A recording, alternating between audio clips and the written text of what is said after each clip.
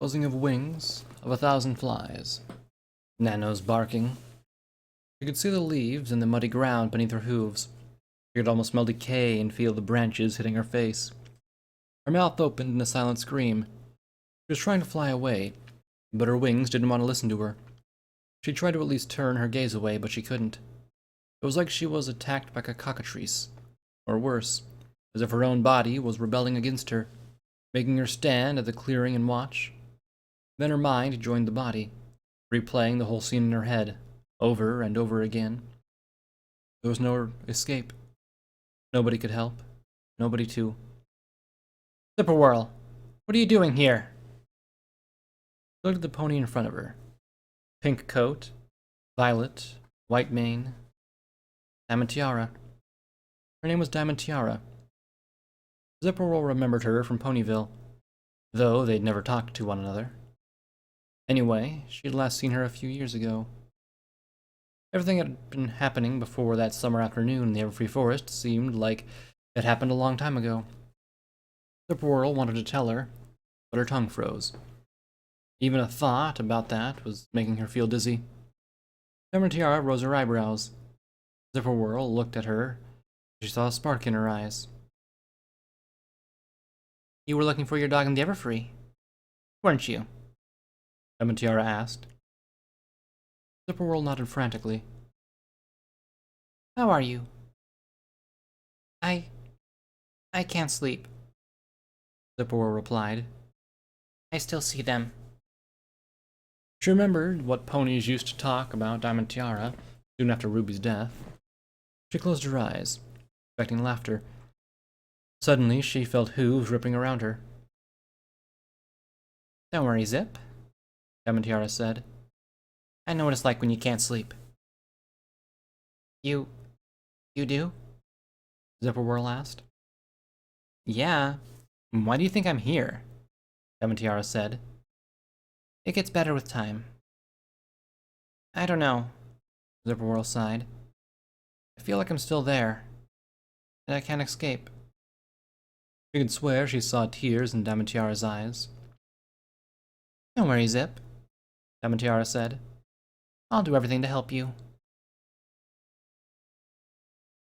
Riot Control sat behind his desk, began to read the newspaper. He'd already read it at least 100 times. The article he found he was focusing on was like a thorn in his hoof. At least Barry Punch finally fell asleep. Since they'd arrested her, she was either yelling obscenities at them or banging her hoof against the bars. Riot Control considered transferring her to the psychiatric department of the Ponyville Hospital, but the doctor they'd called found no reason to do so. Or maybe he just didn't want to deal with her. Some pony knocked the door. Finally, you decided to come? Riot Control muttered. The pony who entered his office wasn't, however, Front Kick. Riot Control put the newspaper down on his desk and carefully looked at the blue earth unicorn in front of him. Hello, Minette, he said. Good morning, officer. Minette replied. Can I talk to Barry? She's sleeping now, Riot Control said. Should I wake her up? He added, thinking he was going to regret that. No thanks. Minette approached his desk. I just wanted to ask, was it really her that did that? I mean, are you sure that... Well, she wasn't exactly hiding. He lowered his voice to a whisper. You should hear her when she's awake. Also, her hoof prints were all over the place. I know her. I can imagine what she's saying. Minette shook her head. Well, I think I'll just try to find her a lawyer, if she still considers me a friend. She stood up and left the office. That's the kind of crime we deal with, Riot Control thought. A pony tries to murder another pony in the limelight, leaving a lot of evidence. Piece of cake. But when someone murders fools... The door opened and a Front Kick came in. Hello, boss, he said. I just finished collecting the samples of hair and dropped them at the hospital. Soon we'll know who did that. Are you sure you have all of them? Riot Control asked. Every single one, sir. Even Princess Twilight's. If any pony had at least one violet hair in their mane, I have it from them. Front Kick sat at his desk and levitated some papers. There's one more thing. Riot Control took a newspaper. What's with that bullshit you told them? What pattern? And why'd you tell them that Ruby Pinch was also murdered? Well, it is some kind of pattern, Frontkick replied. And I thought that it doesn't matter anymore whether they know about Ruby or not. They should know that someone tried to murder their kids. Suddenly, they heard a scream of abuse, yelling, a raspy voice, accompanied by banging of hoofs against metal. Well, I guess Miss Scratch would disagree, said Riot Control, shaking his head. Dr. Stable sighed, looking at the ponies gathered in front of him. Normally, he was very understanding towards his patients, but Vinyl Scratch was really pushing his limits. It wasn't for something she did.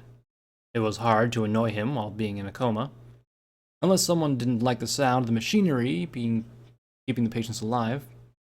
It was rather her odd relationship with Vinyl, Octavia, Melody, and Neon Lights. According to the law, they both had right to decide her fate. Neon Lights scratched his unshaven shin. He just came back from Manhattan after he had to cancel his tour. His eyes were red and he was barely able to stand right. So, Doc, you're telling us that there's like a 30% chance she wakes up? He asked. And like 2% that she'll be like normal, right? Exactly. Dr. Stable nodded. So, maybe it'd be better if we like pull the plug, right? Neon Lights asked, looking at Vinyl, unconscious, surrounded by pipes and wires. She looked small and vulnerable. She didn't resemble the hyperactive, fun-loving DJ pony in Equestria. Octavia stood up, glaring at Neon angrily. 30% is still a chance. Her voice was cold and calm, but Dr. Stable could sense the emotion boiling in her.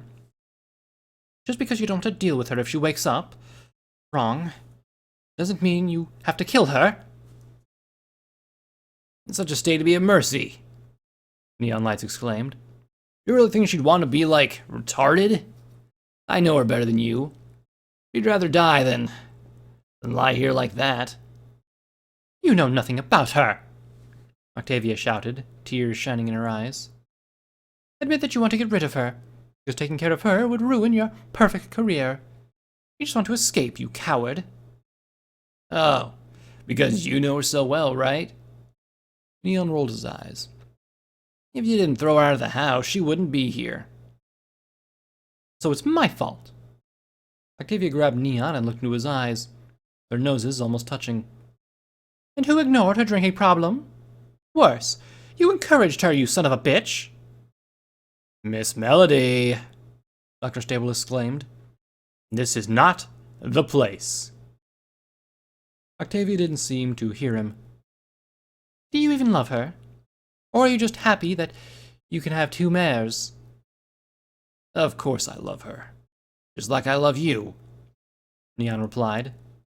Sometimes it's a lot better to let it go. Then let it go and get out of your life, Octavia exclaimed. I won't let you kill her. Dr. Stable cleared his throat. Maybe it's better if you discuss that in private, he said. Vinyl needs peace. Neon and Octavia glared at him angrily and left the room without saying goodbye. He could still hear them arguing as they walked around the corridor. He sat in the chair next to Vinyl's bed and looked at her, sighing. You three must really love each other, he muttered. Vinyl didn't reply. Diamond Tiara looked at the moon. The feeling of euphoria she'd experienced after she'd stolen pills from Pepper's room left her. Now her insomnia was even worse. Even the sound of the wind could shake her up. She looked at sunshine and rainbows. Recently, her phases got more frequent. She cut herself again. The wounds weren't deep, but it was enough to make one of the nurses freak out. After having them bandaged, Sunshine spent a whole day in her bed. She didn't even get up to use the toilet. Diamond Tiara had enough. She yelled at her roommate about her views on lying in one's own piss. To her surprise, Sunshine got up without a word and went to the shower, herself off, and changed the bandages. Diamond Tiara didn't want to admit that to herself. but she enjoyed the power she had over Sunshine. She was scared to think about the moment when she'd caught a faint smell of blood in the air or how it suddenly calmed her down. It also didn't last for very long. Something was bugging her. She couldn't focus on anything. The view of the park usually was enough to make her nod off for at least a couple minutes. The day was different. She felt that she needed to do something. She saw a moth landing on the wall and began to wonder how it got there. Only the doctors could open the windows, but earlier that day one of them opened it after Sunshine had wet the bed. The buzzing of the moth's wings wasn't very loud, but for Diamond Tiara it was unbearable. She waved her hoof and smashed the insect. She examined the spot on the wall with an idea appearing in her mind. She wrapped herself in a blanket. The draughts on the corridors were freezing to the bone. Then, she opened a drawer to her nightstand and took a small box from it. She opened the door and looked around, checking for the nurses patrolling the building. Then she left the room and trotted down the hall. Zipperwhirl's room wasn't far away from hers. She knocked at the door and waited for her to open. Oh, it's you, Zipperwhirl said when she saw her. I was just looking at the moon and wondering how Luna could help me with my dreams. Who knows? Diamond Tiara replied. I heard that she sometimes appears, but maybe she thinks you should deal with that yourself. Zipperwhirl shuddered. But I don't know if I can. I can't even look at Nano. She began to cry. There. Diamond Tiara muttered, patting her mane. So pathetic. Zipperwhirl wept. When I hear her barking or the buzzing of flies. Yeah, Diamond Tiara murmured, looking around Zipperwhirl's room. Her blanket was too thick to do what she was planning to do, but the bed sheets seemed to be made to do that. You're not pathetic, Zip. My roommate cuts herself, pees her bed, and talks in her sleep. That's pathetic if you ask me. Maybe, Zipperwhirl replied. Still doesn't make me feel better, though. Don't worry. At first I thought that therapy wouldn't help, but it really did. You'll surely feel better soon. Poor Zipperwhirl. She couldn't cope. Diamond Tiara froze. Suddenly she felt as if the box she hid beneath her blanket was made of lead. Why did she take it with her? Was she planning on doing something? She didn't know. Are you okay, Diamond? Zipperwhirl asked. Yes. Yeah, I'm okay, Diamond Tiara replied. I need a drink. Do you want some water? Yeah, Zipperwhirl said. I think they have cups here. The cups were made of plastic. Even if it was crushed, the edges weren't sharp. Diamond Tiara thought it was wise, considering the patients such as Sunshine Rainbows. She took the cups and went to the bathroom. Then turned the lights on and looked in the mirror at herself. Messy mane, narrow pupils, bags under her eyes. She could barely recognize herself. Why was she still alive? Even considering the micro-sleep and slumbers, she should be dead a long time ago. She turned the tap and filled the cups with water. Though she looked long for a cure. Her reflection in the mirror disappeared. She blinked, trying to make her vision focus. She put the cups on the sink, reached for the box, and opened it. She smirked, seeing the pills inside. She thought about Nurse Charmingheart, who spent quite a long time searching through Pepper's room. Finally, everyone assumed that the colt had thrown his pills away. Diamond Tiara chuckled and began to pulverize the pills with her hoof. Then she poured the powder into one of the cups and went back to Zipperwhirl. She found the Pegasus lying on her bed, looking at the ceiling. For a moment, Diamond Tiara thought that she was asleep, but soon she jerked awake and put her glasses on. Still with me? Diamond asked, giving her a cup. Drink it. You'll feel much better. Thanks, Zipperwhirl replied. She took a sip of water, then downed the cup. Smells funny, she muttered. Rusty pipes or something like that, Diamond Tiara replied. You know, they have to disinfect it or something. Yeah, maybe, Zipperwhirl replied. You know, My dad doesn't let me drink water from the tap. He says you can get sick. I don't usually drink water, Diamond Tiara said, looking at the Pegasus curiously. I prefer apple juice. I like it too, Zipporah replied. And I once drank my dad's coffee. Miss Heartstrings wasn't amused when I started to fly around her. Yeah, charming. Diamond Tiara narrowed her eyes. I know. Zipporah flapped her wings. My daddy says I should never. Suddenly, her speech became slurred. She staggered and collapsed on her bed. Her eyes were still open. Diamond Tiara looked into them and shuddered, seeing them staring at her, expressionless. Zipporah's breathing was shallow and strenuous. Diamond Tiara felt a sharp pain in the back of her head. Her vision blurred for a moment when she helped Zipporah up. You'd better go with me to the bathroom, she muttered, taking a sheet from Zipporah's bed. Then she opened the door to examine the corridor. Luckily, it was empty, so she went out to the room, half dragging, half steering the Pegasus. They quickly reached the bathroom. Diamond Tiara opened the door to one of the stalls and looked at the ceiling. There were a couple of pipes above her, just something she needed to accomplish her plan. She dragged Zipporah inside and tied the bed sheets into a noose. They found her hanging from the rope. Diamond Tiara stood in the toilet and tied the sheet to the pipe. She examined it. The fabric seemed strong enough. Now, it's time for you, she muttered, trying to lift Zipporah. Luckily for her, the Pegasus wasn't heavy. Diamond remembered Silver Spoon telling her about the Pegasi and how their bones were made to be light but strong. Still, it was hard to raise the numb filly. Finally, Zipporah was standing on the toilet, with a noose around her neck.